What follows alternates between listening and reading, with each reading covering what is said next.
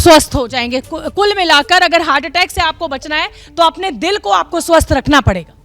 जी ज़रूर, जैसा कि हम सभी जानते हैं सडन कार्डियक अरेस्ट, ये वर्ड सडन ज़रूर है लेकिन कहीं ना कहीं ये काफ़ी समय देता है।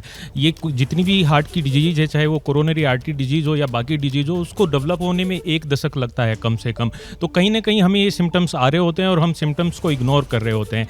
Access of anything is always dangerous, चाहे वो एक्सरसाइज हो चाहे वो खाना हो। अगर हम ज़्यादा एक्सरसाइज भी करते हैं वो भी हार्ट के लिए हेल्थी नहीं माना जाता है। इसीलिए हम सभी को ये एडवाइस करते हैं कि जो एक्सरसाइज भी है, जो ट्रेडमिल भी है या रनिंग भी है, या हम जो डंबल भी उठाते हैं वो भी एक मिनिमम कैपेसिटी में उठाएं, या ट्रेडमिल करते हैं तो 10 से 15 मिनट के लिए ही करें, उसको लगातार 40 मिनट के लिए या उससे ज़्यादा समय के लिए ना करें। तो हार्ट डिजीज जितनी भी होती है उसमें प्रीडिस्पोजिंग फैक्टर्स जो होते हैं वो बहुत इंपॉर्टेंट रोल होता है उनका। जैसे कि सेडेंटरी लाइफस्टाइल सर ने ऑलरेडी बताया है, उसके साथ जो सेंट्रीपिटल ओबेसिटी है, जैसे हम जानते हैं सतीश कौशिक जी की भी जो बॉडी बिल्ड था वो भी ओबेसिटी थे और उनका जो सेंट्रीपिटल फैट था बहुत ज़्यादा था। मिलाकर जो मोटापा है वो बेहद नुकसानदेह है। आप जिसे कहा जाए कि स्वच्छ खाना खाइए और किसी भी चीज़ की अति मत कीजिए, चाहे वो वर्कआउट ही क्यों ना हो। जी बिल्कुल सही कहा आपने। अभी जितने रिस्क फैक्टर्स मेरे कलीग्स ने बताए हैं उसमें अब रिसेंटली एक और ऐड हुआ है, एनवायरमेंटल पॉल्यूशन।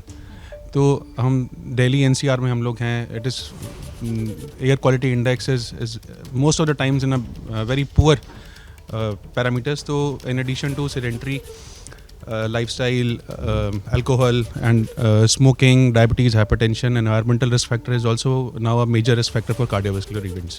ठीक है डॉक्टर साहब, आप क्या कहेंगे, क्योंकि अचानक हार्ट अटैक से उनकी संख्या बहुत बड़ी है और कुल मिलाकर जितने भी लोगों से हम बात कर रहे हैं वो यही कह रहे हैं कि भाई ये तो जो हमें वैक्सीन लगी है या ये जो कोविड हुआ है उसका साइड इफेक्ट है। आई थिंक हार्ट अटैक को हमें एक सिंगल ऑर्गन की तरह नहीं देखना चाहिए। सबसे इंपॉर्टेंट चीज़ है कि मेटाबॉलिक पैरामीटर्स जो बॉडी के हैं वो करेक्ट रहना बहुत ज़रूरी है। मेटाबॉलिक पैरामीटर्स में कार्डियक डिसीज़ है, लिपिड प्रोफाइल है, ओबेसिटी है, एंड बहुत इंपॉर्टेंट रिस्क फैक्टर है कि हम देखते हैं कि डायबिटीज़ हुई, डायबिटीज़ का ट्रीटमेंट ले लिया, हाइपरटेंशन हुआ, हाइपरटेंशन का ट्रीटमेंट ले लिया। जो सबसे कॉमन फैक्टर जो जनरली ओबीज़ लोगों में देखा जाता है वो है स्लीप एपनिया। स्लीप एपनिया के साथ लोगों को हार्ट डिसीज़, लंग डिसीज़ होने के चांसेस और ज़्यादा बढ़ जाते हैं और इनका जो ट्रीटमेंट रेजिस्टेंस आ जाता है बॉडी में, जिसकी वजह से इवन ये लोग ट्रीटमेंट ले रहे होते हैं उसका भी असर नहीं आता है।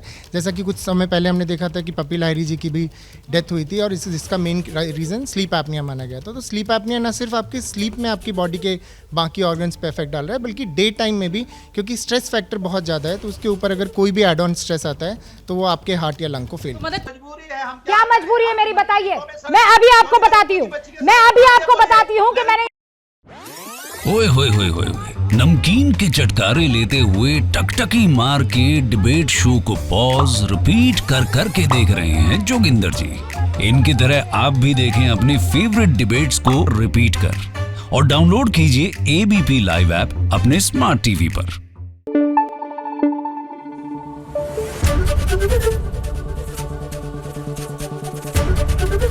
एबीपी न्यूज आपको रखे आगे।